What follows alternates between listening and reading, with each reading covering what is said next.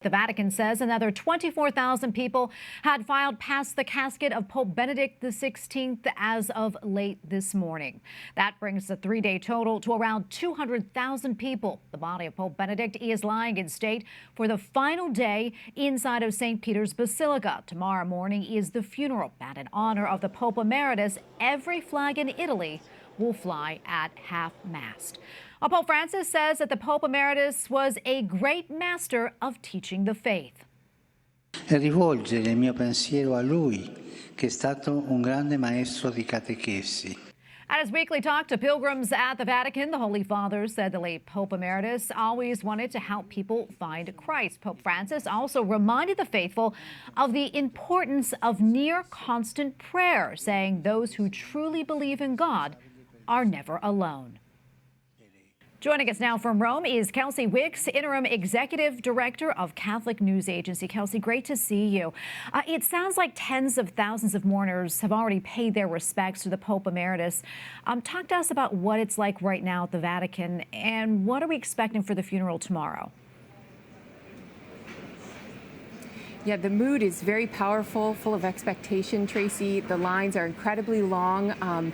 Tens of thousands have visited every day. We're looking at a number of around 180,000 so far, at least. And as soon as these lines make their way into St. Peter's, what happens is the silence is overwhelming. I mean, it's incredible, it's reverent, and there's a lot of people who want to pay their tributes to the Pope. Tomorrow, we're predicting somewhere around 70K for the funeral.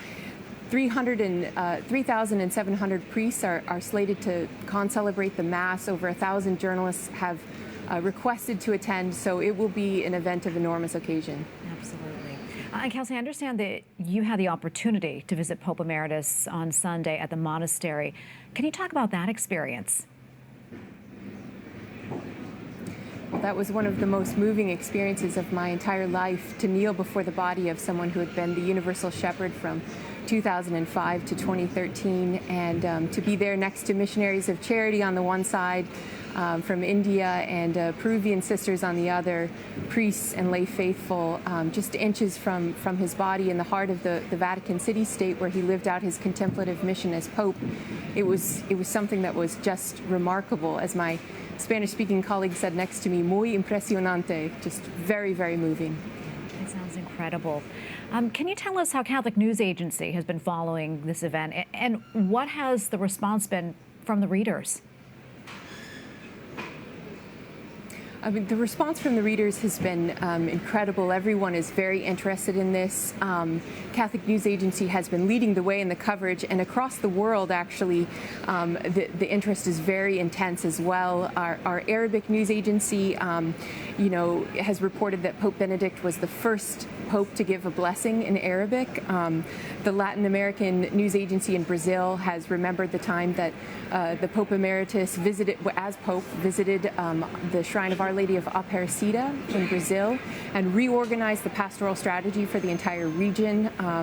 Our Spanish-speaking news agency, Asi Prensa, has reported the incredible time that Pope Benedict visited Cuba and was able to reinstate, after his visit, the Cuban government reinstated at his request the celebration of the Holy Triduum. In Africa, one of the CNA's language partners in the geographic region of Africa has reported the incredible impact that he has had there. Cardinal Mbongo calling him a church leader who served with great self-sacrifice. And CNA Deutsch, our German news partner, has actually reported that the bells of all Catholic churches across Germany will ring out tomorrow during his funeral. All 27 dioceses set to pay tribute to him.